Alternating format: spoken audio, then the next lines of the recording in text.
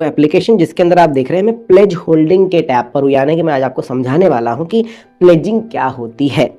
ठीक है, अभी प्लेज में कुछ नहीं है अवेलेबल में मेरे पास, यहाँ पर कुछ मनी दिखाई दे रहा है। 72 रुपये 80 पैसे मुझे प्लेजिंग में मिलने वाले हैं। कुछ हेयर कट है, सारी चीज़ें एक्सप्लेन करता हूँ। अब देखिए प्लेजिंग क्या है पहले वो समझते हैं। तो दोस्तों प्लेजिंग यानी गिरवी रखना। आप जो आपका ब्रोकर है उसके पास ही अपने लिए हुए स्टॉक्स को जो कि होल्डिंग में आपके पास रखे उसे प्लेज करते हैं, उसे गिरवी रखते हैं और उसके एवज में कुछ पैसे लेते हैं और फिर उससे ट्रेड करते हैं। मान के चलिए आपके पास 1 लाख रुपए का कैपिटल है, आपने सारा का सारा जो है होल्डिंग में ले रखा है। अब आपको लग रहा है कि यार मैं ऑप्शंस में ट्रेड कर लूँ या फिर मैं फ्यूचर्स में ट्रेड कर लूँ या फिर मैं इंट्राडे ट्रेड करूँ आज के दिन, लेकिन आपके पास पैसे नहीं है। तो आप क्या करेंगे, आपकी जो होल्डिंग है, जो भी आपके होल्डिंग में शेयर्स हैं उनको करेंगे प्लेज, उनको रखेंगे ब्रोकर के पास गिरवी, उसके एवज में आपको कुछ पैसे दिए जाएंगे। अब इसमें 2-3 चीज़ें आती जो अच्छे से समझ लीजिए। यहाँ पर जब मैं प्लेजिंग पे जाऊँगा तो यहाँ पर आपको दिखाई देगी हेयर कट 35% से। अब हेयर कट को आप समझ लीजिए कि हर एक स्टॉक का हेयर कट अलग अलग हो सकता है। इस पर्टिकुलर स्टॉक का हेयर कट है 35%, मतलब कि अगर ये 100 रुपए का है तो 35 रुपए अपने पास सेफ्टी के लिए रखेगा और 65 रुपए मुझे प्रोवाइड करेगा। अगर स्टॉक 100 रुपए का है तो 35 रुपए अपने पास रखेगा, 65 रुपए मुझे देगा गिरवी के बदले कि भाई 65 रुपए का तुम इस्तेमाल करो। क्योंकि हो सकता है ये भी गिरे और मैं 65 रुपए भी हार जाऊँ, मतलब ट्रेडिंग में मेरे लॉस हो जाए, तो वापस कौन करेगा। तो इस वजह से ये थोड़ा सा अपने पास रखते हैं। हर एक स्टॉक का अलग अलग होता है। बहुत बड़ी बड़ी कंपनियां हो गई, अगर बड़े स्टॉक हो गए तो वहाँ पर आपको 20% का हेयरकट दिखाई देगा, मतलब कि 100 में से 80 रुपये आप यूज़ कर सकते हो।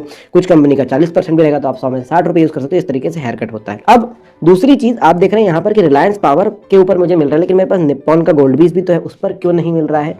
तो इस पर मैं बताता हूँ कि क्या चीज़ है। जो स्टॉक आपके पास होल्डिंग में रखे हुए हैं उनके ऊपर आप ले सकते हो, लेकिन जो आपने आज ही खरीदा, जैसे ये निप्पॉन गोल्ड बीज जो है मैंने आज ही खरीदा, तो इसके ऊपर मैं इसको प्लेज नहीं कर सकता, इसको गिरवी नहीं रख सकता, इस पर पैसे नहीं रख सकता। ये 1-2 दिन के बाद मुझे आएगा। ठीक है, तो अभी फिलहाल हम प्लेज पर जाएं तो मेरे पास मुझे 72 रुपये 80 पैसे मिलेंगे, क्योंकि 110-112 रुपये कुछ प्राइस अभी मेरे पास चल रहा है इसका।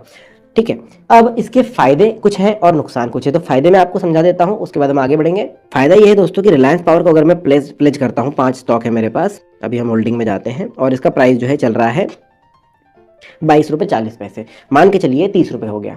तो ये जो 8 रुपये या 7 रुपये का जो बढ़ोतरी है वो किसके पास जाएगी, क्योंकि गिरवी तो ब्रोकर के पास रखे। तो ये बढ़ोतरी मेरे पास ही आने वाली है, इसमें कोई तकलीफ नहीं होने वाली है। वो बढ़ोतरी क्योंकि मैंने प्लेज किया हुआ है, मैंने बेचा नहीं है, तो वो मेरे पास ही आएगी। दूसरी चीज़ है, अगर उसका डिविडेंड कुछ मिलने वाला है तो किसके पास जाएगा, तो वो भी मेरे पास आएगा, क्योंकि मेरे हैं, मैंने सिर्फ गिरवी रखे, उसके बाद में कुछ पैसे लिए, तो डिविडेंड भी मेरे पास आने वाला है। अगर वो कल को स्प्लिट हुआ और 4-5 पार्ट में स्प्लिट हो गया तो वो स्टॉक का प्राइस थोड़ा कम हो जाएगा, तो स्टॉक के नंबर्स ऑफ स्टॉक्स बढ़ जाएंगे, तो वो भी मेरे पास आने, उसमें कोई भी तकलीफ नहीं होने वाली है। दूसरा है, प्लेज करने में मुझे किसी तरीके का कोई पैसा नहीं लग रहा है। यहाँ पर कोई भी छोटा से छोटा चार्ज नहीं लिया जाता है, ना ही कोई चार्ज, ना ही कोई जीएसटी का, ना ही कोई टैक्स लगता है। आप प्लेज कर सकते हैं फ्री ऑफ कॉस्ट। और अगला और सबसे बड़ा फायदा ये है दोस्तों कि आप डिलीवरी स्टॉक से तो कमा ही रहे हो। अगर वो 22 रुपये का 30 रुपये का, तो उससे तो आपका जो है फायदा हुआ ही हुआ। साथ ही साथ जो मार्जिन आप यूज़ कर रहे हो, जो 72 रुपये 80 पैसे का जो मार्जिन आपको दिया जाएगा, उससे जो आप इंट्राडे कर रहे हो या आप ऑप्शन बाइंग या सेलिंग कर रहे हो या फ्यूचर में कर रहे हो, वो भी, उससे भी जो प्रॉफिट हो रहा है वो भी आपको मिल रहा है, यानी कि डबल प्रॉफिट होता है।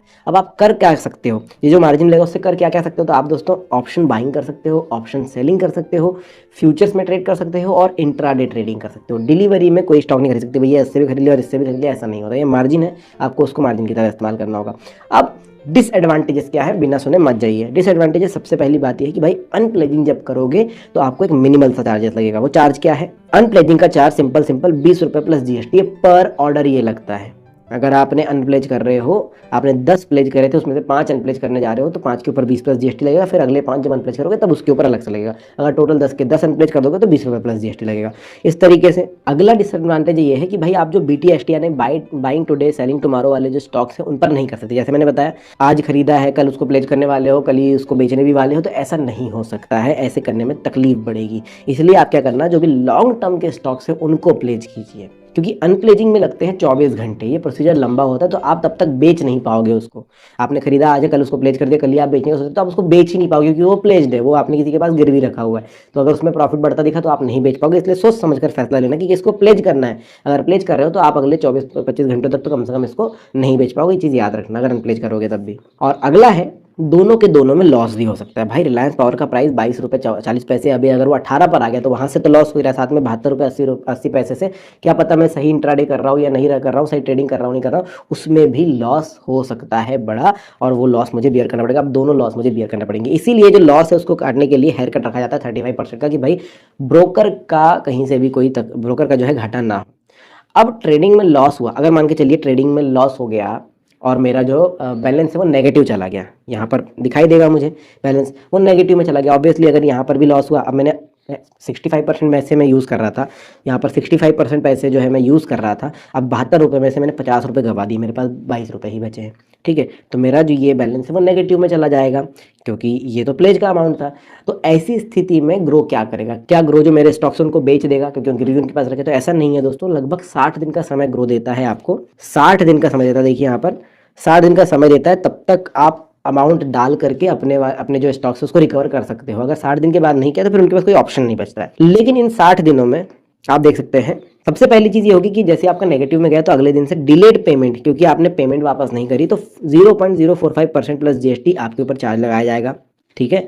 और 5 दिन तक ये चार्ज लगेगा और 5वें दिन के बाद आपको जो है प्लेज फैसिलिटी जो आपकी ब्लॉक हो जाएगी। अगर आप नेगेटिव रखते हैं अपने, अगर आपका बैलेंस नेगेटिव रहता है लगातार 5 दिन तक, तो ये आपके ऊपर आपकी जो प्लेज फैसिलिटी वो बंद हो जाती है। ये चीज़ आप ध्यान में रखिएगा। और एक और चीज़ है ध्यान में रखने की कि अगर आपने 80% जो आपको जो मार्जिन अमाउंट है उसका 80% से ज़्यादा लॉस में चला जाता है, तो भी आपके शेयर बेच करके जो है रिकवरी ग्रो ले लेगा। मतलब कि समझिए आपने 100 रुपये का शेयर उनके पास गिरवी रखा था, 80 रुपये आपको दिए गए थे, अब उसमें से भी अगर 64 रुपये से ज़्यादा का लॉस आपका हो जाता है तो ग्रो आपके जो शेयर बेच करके फिर उससे रिकवरी अपनी कर लेगा, उसके पास कोई और ऑप्शन नहीं बचेगा। तो ये है दोस्तों प्लेजिंग। इसके अलावा कोई जानकारी अगर आपको चाहिए तो कमेंट सेक्शन में ज़रूर लिख दीजिएगा। वीडियो कैसा लगा ज़रूर बताइएगा। धन्यवाद।